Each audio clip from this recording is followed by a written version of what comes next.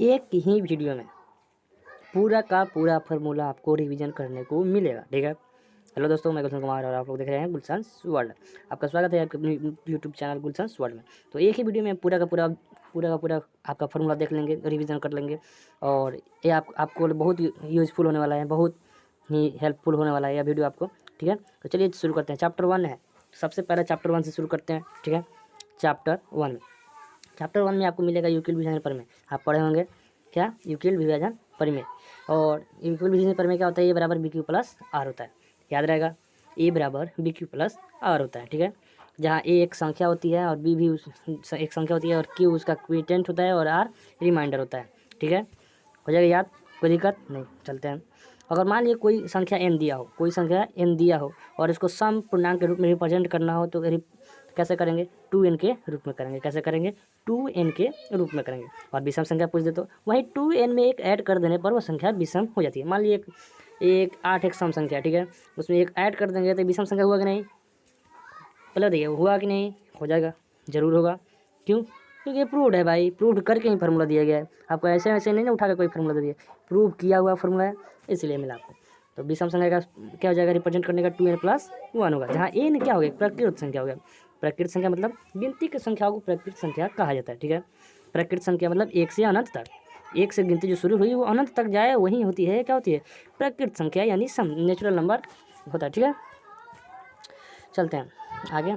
और यहाँ पे देखिए HCM और LCM बराबर क्या होता है, अगर LCM और HCF और LCM में गुना किया जाए, ठीक है, तो जिनका उन दोनों नंबर के बराबर होगा, किस नंबर के बराबर होगा, मान लीजिए कोई संख्या एक x है और एक y है, ये दोनों संख्या का अगर एक LCM निकाला जाए, अगर LCM मान लीजिए 5 है आया, LCM इसका 7 आया, और गुना करने पर 7×5 = 35 आ रहा है, तो इन दोनों x और y का गुना करने पर भी कितना आएगा, 35 ही आएगा। क्या आएगा, 35 ही आएगा। कितना आएगा, 35, मतलब इक्वल होते हैं। मतलब उनके HCF और LCM के HCF में अगर LCM से गुना कर दिए जाए तो उन दोनों नंबरों का गुना करने पर दोनों बराबर होते हैं। कितने होते हैं, बराबर होते हैं। उम्मीद करता हूँ कि आपको समझ में आया होगा। चलिए आगे चलते हैं। चैप्टर 2 में आए। चैप्टर 2 क्या है, बहुपद। क्या, बहुपद, जिसको इंग्लिश में पोलिनोमियल भी बोला सकते हैं। और आपको बहुपद लगभग 3 आपको इंपॉर्टेंट है, रैखिक बहुपद, द्विघात बहुपद, त्रिघात बहुपद। यहाँ पे इसका इंग्लिश भी लिखा हुआ है, आप पढ़ सकते हैं। रैखिक को हम लीनियर कहते हैं, त्रिघात को हम क्यूबिक कहते हैं, और द्विघात को क्वाड्रेटिक कहते हैं। ठीक है, हो जाएगा। और इसका मात्र इसमें बहुत इंपॉर्टेंट केवल फार्मूला लिखाया गया है, भले आपको कम दिखे लेकिन जो भी है वो साफ चूजेज क्वेश्चन है, चूजेज आपका फार्मूला है। ठीक है। तो यहाँ पे देखते हैं आपको क्या है, अल्फ़ा प्लस बीटा। यहाँ पे अल्फ़ा और बीटा क्या है, अल्फ़ा प्लस बीटा होता है, मतलब एक, अगर मान लीजिए कोई बहुपद है, उनका एक शून्यक अल्फ़ा हो और दूसरा शून्यक बीटा हो, एक शून्यक अल्फ़ा हो और दूसरा शून्यक बीटा हो, तो उन दोनों का योग क्या होता है, उन दोनों का योग होता है -b/a। क्या होता है, -b/a।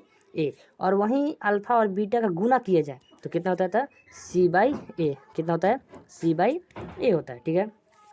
ये तो हुआ आपका द्विघात बहुपद के लिए। किसके लिए होगा, द्विघात बहुपद के लिए।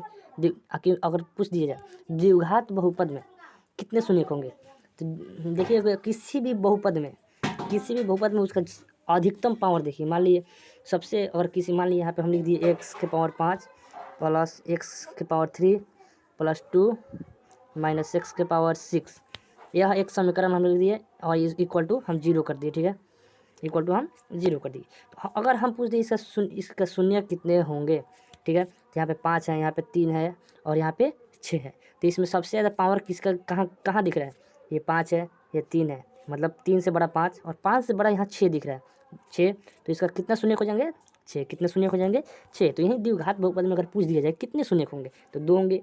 ठीक है, इसीलिए एक अल्फा हो गया और एक बीटा हो गया, इसलिए द्विघात बहुपद के लिए हो। और त्रिघात बहुपद के लिए चाहिए, और त्रिघात बहुपद में सबसे अधिक घात क्या होता है, 3 होते हैं, तो एक अल्फ़ा, एक बीटा और एक गामा। एक अल्फ़ा, एक बीटा और एक गामा, वो त्रिघात बहुपद के शून्यक माना गया। ठीक है। और इन तीनों का योग क्या होगा, इसका भी होगा -b/a। क्या होगा, -b/a।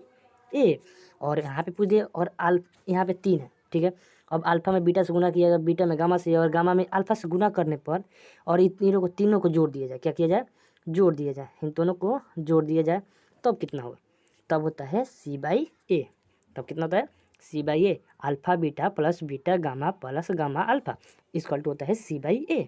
ठीक है, अब आते हैं 5 नंबर पर, 5वां फार्मूला है, और अल्फ़ा बीटा और गामा तीनों को एक साथ गुना किया जाए तो क्या होगा D/A। कितना होगा -D/, होता है, क्या होता है -D/A। उम्मीद करता हूँ आपको समझ में आया। ठीक है, और यहाँ पे व्यापक रूप पूछे किसका, लीनियर मतलब रैखिक का, रैखिक बहुपद का व्यापक रूप क्या होगा, तो ax + b = 0। ठीक है, अब क्वाड्रेटिक का, क्वाड्रेटिक मतलब द्विघात बहुपद। ठीक है, ax² + bx + c = 0। ये इस द्विघात बहुपद का क्या है व्यापक रूप।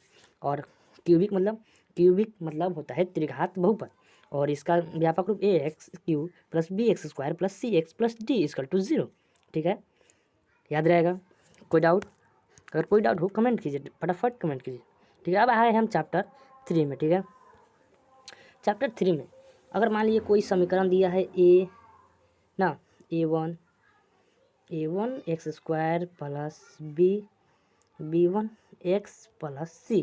ठीक है, कलर चेंज करें। ठीक है, कलर चेंज ब्लू लगभग ब्लू से रेड कर दिया जाए। ठीक है, और यहाँ पे a2x² + b2x + c हो। ठीक है, ऐसा आपको 2 समीकरण दिया हो, क्या दिया हो, 2 समीकरण दिया हो, और पूछ दे इन दोनों समीकरण का रेखा कैसा हो।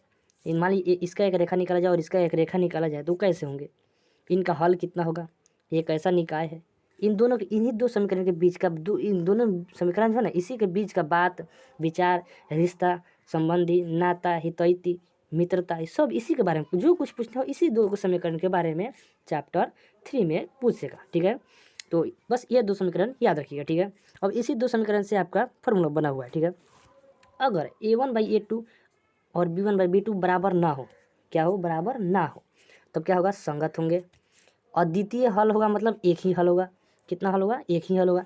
और क्यों एक हल होगा, क्योंकि ये प्रतिच्छेदी होंगे। मान लीजिए एक लाइन अगर इधर से जाएगा और दूसरा लाइन इधर से आएंगे और मात्र एक बिंदु पर ही कटेगा तो इसका हल कितना होगा, एक ही होगा। कितना हल होगा, एक ही हल होगा। ठीक है, समझ में आया। कब होगा, a1/a2 और b1/b2 बराबर ना हो तब। अब ठीक है, और मान लीजिए a1/a2 और b1/b2 बराबर हो लेकिन c1/c2 बराबर ना हो, तब क्या होंगे, समांतर होंगे, कोई हल नहीं होगा। ठीक है, कोई भी हल नहीं होगा, और ये क्या होगा, असंगत होंगे। क्या होंगे, असंगत। मान लीजिए ये समांतर होंगे तो कैसे, एक लाइन इधर और सेम इसी के पैरेलल जाए, समांतर जाए दूसरा लाइन, ऐसा कि कहीं कट भी ना करे, कहीं ये एक दूसरे को स्पर्श ना करे, ना छुए, ना टच करे, डोंट टच मी वाले यहाँ पे इन दोनों के बीच में दुश्मनी है, इन दोनों एक दूसरे को टच नहीं कर सकते। ठीक है, तब टच ही नहीं होगा तो इसका हल कहाँ से हो, ये समांतर होंगे, असंगत होंगे, मतलब संगत इनका नहीं है, असंगत होंगे, इनका कोई हल ही नहीं होगा। ठीक है, कब होगा, a1/a2 बराबर b1/b2 हो लेकिन c1/c2 बराबर ना हो। ठीक है, अब आते हैं a1/a2 बराबर b1/b2 बराबर c1/c2 हो, मतलब तीनों का अभिन्न बराबर हो। ठीक है, तब क्या होगा, क्या होगा, संपाती होंगे। क्या होंगे, संपाती होंगे, अनेकों हल होंगे, आश्रित होंगे। संपाती मतलब मान लीजिए एक लाइन यहाँ गया है, ठीक है, सेम इसी पे, क्या, सेम इसी पे एक और लाइन गया, सेम इसी पे, कहीं इधर उधर ना हो, हमारे हाथ से खींचने में थोड़ा दिक्कत हो जा रहा है लेकिन उसमें ना हो, आप स्केल लेकर खींचिएगा, एक जगह से दूसरी जगह ना हो, पूरा का पूरा बिंदु टच करे। ठीक है, पूरा का पूरा बिंदु टच करे, तो वो होता है संपाती, और एक दूसरे पर वो आश्रित होते हैं, मतलब एक के ऊपर एक आश्रित है, उसे क्या होता है, क्या हो गया, वो आश्रित होगा। तो मतलब इसका ये हर एक बिंदु पर, प्रत्येक बिंदु पर टच कर रहा है, तो इसमें कितना हल होंगे, हर एक बिंदु पर एक मिलाइएगा तो बाप रे बाप अनेकों हल होंगे। कितना हल होंगे, अनेकों हल होंगे। और ये जो रेखा खींचा जाता है इसमें देखिए तीर लगाया जाता है, तीर का मतलब है ये आगे अनंत तक बढ़ते रहेगा। ठीक है, और इसको जितने बढ़ाइएगा उतने हल बढ़ेगा इसका, मतलब इसका हल आएगा, इसका आंसर आएगा, बढ़ते जाएगा। तो इसका अनंत अनेकों हल होंगे, अनंत हल होंगे, और ये एक दूसरे पर संपाती होंगे और एक दूसरे पर आश्रित होंगे। ठीक है, यार चैप्टर 3 में आपको याद करने हेतु बस इतना ही आपका है, अगर इतना याद कर लिए आपका पूरा क्वेश्चन आंसर बन जाएगा, ऑब्जेक्टिव हो या सब्जेक्टिव हो। ठीक है, अब चलते हैं चैप्टर 4 में। ठीक है, चैप्टर 4 में मान लीजिए एक समीकरण दिया हुआ है ax² + bx + c = 0। ठीक ठीक है। तो इनका अगर बहुत से ऐसे जिसमें कोई भी आपको समीकरण दिया जाता है तो उसका गुणनखंड द्वारा आप उसका शून्य निकालते हैं कि नहीं, निकालते हैं। लेकिन ऐसा कोई बहुत सारा हल है जिसका बहुत भला समीकरण है, जिसका आपका शून्य यानी मूल्य निकालना बहुत मुश्किल होता है। गुणनखंड द्वारा गुणनखंड से निकल भी नहीं करेगा। जैसे हम आपको कुछ एक सोच के बता रहे हैं, जैसे x square plus 3x plus 5, आप इसको करके बताइए, नहीं टूटेगा। सोचिए इसको हम कैसे तोड़ सकते हैं। 2 में 1 से 3 4 में 1 से गुना करेंगे फिर नहीं होगा, 5 में 2 से करेंगे कर नहीं होगा, हो पा रहा है, नहीं होगा। तो इसका समय इसका अगर शून्य निकालना हो, मूल निकालना हो तो कैसे होगा। यही एक फार्मूला है, ठीक है, यही एक फार्मूला है। माइनस बी अब plus minus B x square minus 4ac/2a। अब सोचिए यहाँ पे प्लस माइनस क्यों है, पहले स्पेस बता रहे हैं प्लस माइनस क्यों है। तो यहाँ पे जो भी मान आता है, क्या जो भी मान आता है यहाँ पे इधर आइए और सब मिलाकर, तो यहाँ पे एक बार प्लस करके उसका आंसर लिखा जाता है और एक बार माइनस करके आंसर लिखा जाता है। तो 2 आ जाएगा ना, 2 आंसर इसका। मान लीजिए यहाँ पर अगर यहाँ पे पूरा टोटल करने पर इसका 2 आंसर आ रहा है मान लीजिए, तो एक बार +2 लिखा करके देखेंगे, एक बार -2 करके लिखेंगे, ठीक है। इसी तरह करके लिखेंगे तो इसका 2 मूल आएगा कि नहीं, क्योंकि ये बहुपद के लिए है, मतलब बहुपद बोल रहे हैं, द्विघात बहुपद के लिए है, ठीक है। चलिए अब बता रहे हैं, अब मान लीजिए इसका जो शून्य आएंगे वो कैसे आएंगे। मान लीजिए ऋणात्मक भी होंगे, 0 भी हो सकता है, 0 से बढ़ के भी धनात्मक भी हो सकता है, उसके बारे में, ठीक है। आगे बढ़ा, सॉरी, देखिए अगर बी एक्स स्क्वायर मतलब बी स्क्वायर माइनस 4ac बड़ा हो 0 से, क्या 0 से अगर बड़ा हो, अगर एस बी का स्क्वायर करने पर और -4ac करने पर अगर 0 से बड़ा आए तो क्या होंगे, दोनों वास्तविक होंगे। क्या होंगे, वास्तविक मतलब धनात्मक लगभग होंगे, ठीक है, क्या होंगे, वास्तविक होंगे। लेकिन अगर वहीं 0 के बराबर हो तो, अगर बी स्क्वायर -4ac अगर 0 के बराबर हो तो दोनों क्या होंगे, समान होंगे। कोई भी मूल अगर मान लीजिए कोई मूल आएंगे तो लगभग बराबर ही आएंगे, यानी 2 आएंगे, कन्फर्म ही 2 आएगा। अगर आएगा तो दोनों 2 ही आएगा, +2 या +2 या तो -2 या तो -2, क्या होगा, कन्फर्म आएगा, ठीक है। अगर वहीं 0 बड़ा हो, यानी मतलब जो बी स्क्वायर -4ac अगर छोटा हो, किससे, 0 से भी छोटा हो, क्या हो, 0 से भी छोटा हो, मतलब माइनस में हो, तो कैसे आएंगे, और वास्तविक नहीं होगा, क्या होगा, वास्तविक नहीं होगा, मतलब अवास्तविक, काल्पनिक होगा, क्या होगा, काल्पनिक होगा। और क्या होगा, वो माइनस में होगा, कैसे होगा, वो केवल माइनस में होगा, कैसे होगा, केवल माइनस में, यानी -2 आया, एक -4 आ गया आंसर, -5 आया तो एक -7 आ जाएगा, लेकिन केवल माइनस ही में होगा, ठीक है। अब चैप्टर 4 में इतना ही है, बस याद रहेगा आपको, याद रखने है तो बस यही फार्मूला है बस, ठीक है, हो जाएगा। अब चैप्टर 5 में देखते हैं, एनवा पद निकालना हो, क्या निकालना हो, एनवा पद मतलब समझते हैं। मान लीजिए हम पूछ दे रहे हैं यहाँ पे 5वां पद निकाला है, कोई पूछ रहा है 7वां पद निकालना है, कोई पूछ रहा है 8वां पद निकालना है। तो एन का मतलब जो आपको बोला जाए, अब जरूरी सर भी हम बोलेंगे वहीं आएगा, आपको कुछ भी पूछ सकते हैं, तो वहाँ पे एन के जगह पर आप कुछ भी नेचुरल नंबर में कुछ भी आप रख सकते हैं, ठीक है। तो उसका पद निकालने के लिए a + n-1 d होता है। अब यहाँ पे a क्या होता है, a उसका पहला, मान लीजिए कोई सार्व अंतर दिया है 2 4 6 इसी तरह बढ़ रहा है, इसका पहला अंक क्या है, पहला वो 2 है, क्या है, 2 है। जरूरी नहीं है कि 2 ही होगा आपका, लेकिन जैसा सार्व अंतर दे वैसे ही होगा, लेकिन पहला जो होगा उसी को a कहा जाता है, ठीक है। और d क्या होगा, इन दोनों के बीच का अंतर, इन दोनों के बीच का अंतर क्या वही सेम ही आता है, दोनों का अंतर के बीच सेम ही आता है, तो वही होगा। देखिए मान लीजिए यहाँ पे लिखे थे 2 4 6 8, ठीक है, दोनों के बीच में 2 अंतर है, दोनों के बीच में 2 का अंतर है, ठीक है, दोनों के बीच में 2 का अंतर, इसमें से 1 घटेगा तो 2 आएगा, इसमें से 1 घटेगा 2 आएगा, इसमें से 2 घटेगा तो 2 आएगा, तो क्या हुआ, ई हो गया सार्व अंतर यानी डी, ये डी, और ये समझ में आ गया। और एन जो आपका जितना भी पद निकालना, मान लीजिए बोल दिया 80वां पद निकालिए, 80 पद में कौन सा मान आएगा, तो यहाँ पे 80 रख दीजिएगा और ए का मान और डी का मान रख के उसे निकाल दीजिएगा, ठीक है, निकल जाएगा। अब देखिए प्रथम एन पदों का योग, मान लीजिए 2 से शुरू हुआ, 2 है, एक मिनट सॉरी, 2 4 6 8 ऐसे बढ़ते बढ़ते अगर मान लीजिए यहाँ पे लिख दें हम 32। अब इन सब का योग लिखना है, इन सब का जोड़ लिखना है, क्या लिखना है, जोड़, मतलब 2 + 4 + 6 + 8 प्लस इस तरह सब आपका लिखना है, जोड़ के लिखना है, ठीक है। अब इसमें प्लस डालते जाइए, और फिर यहाँ पे 32 तक लिखिएगा, फिर 2 अच्छा 6 6 12 12 8 20 इस तरह जोड़िएगा तो होगा, इस तरह बहुत टाइम लगेगा। तो इसके लिए फार्मूला है, क्या है, फार्मूला। मान लीजिए लास्ट में जौन भी पद हो, कौन पद हो, जो भी पद दिया हो, कोई भी पद हो, मान लीजिए 15वां पद दिया है, ठीक है, 15वां पद है, तो वहाँ पे लिख देंगे एन के जगह पर n/2 प्लस 2a, और a अभी समझाएगा क्या होता है, सबसे पहला वाला अंक होता है, और n-1d, और d समझते हैं सारवंतर, ठीक है। फार्मूला याद रखिएगा। अंतिमवा पद l के सभी पदों का योग। अब मान लीजिए अंतिमवा पद, इसका अंत किसी भी आपका बोला जाए सारवंतर यानी एपी का अंत नहीं हो सकता है, इसका अंत नहीं है। मान लीजिए यहाँ से 2 से हम शुरू किए 4 और 6, इसका अंत हो सकता है, नहीं सकता है। लेकिन अंतिम में जो दिया हो, अगर बोल दे यही अंतिम में हम इसको कितना समझ लिए 36 दे दिए, अंतिम में 36 दे दिए, और मान लीजिए हम ये कितना पद है, कौन नंबर पद है, तो ये हमारा लगभग मान लीजिए हम 16वां पद है, क्या है 16वां पद है। तो यहाँ पे 16वां पद है, तो हम समझ लिए 16वां पद है। तो हम ये बोल रहा है, क्वेश्चन बोल रहा है अंतिम पद 16वां है, ठीक है। तो उस अंतिम शुरू से लेके 16वां पद तक जो है उसका जोड़ निकालना है, मतलब 1वां पद से लेके जो 16वां पद है इन सब का जोड़ निकालना है। क्या निकालना है? जोड़ निकालना है, योग निकालना है। तो इसका लिए n/2 plus a plus l, और l क्या है, जो लास्ट वाला पद है। मान लीजिए 16वां पद है, तो वहीं 16वां पद यहाँ पे l है, l के रूप में दिया हुआ है। तो और l के जगह पर आप 16 लिखेंगे। मान लीजिए 18वां पद दिया हो तो 18 लिखेंगे, 20वां पद हो तो 20वां लिखेंगे, और मान लीजिए 50वां पद हो तो 50 लिख देंगे, हो जाएगा। कहीं दिक्कत, कहीं समस्या नहीं। चैप्टर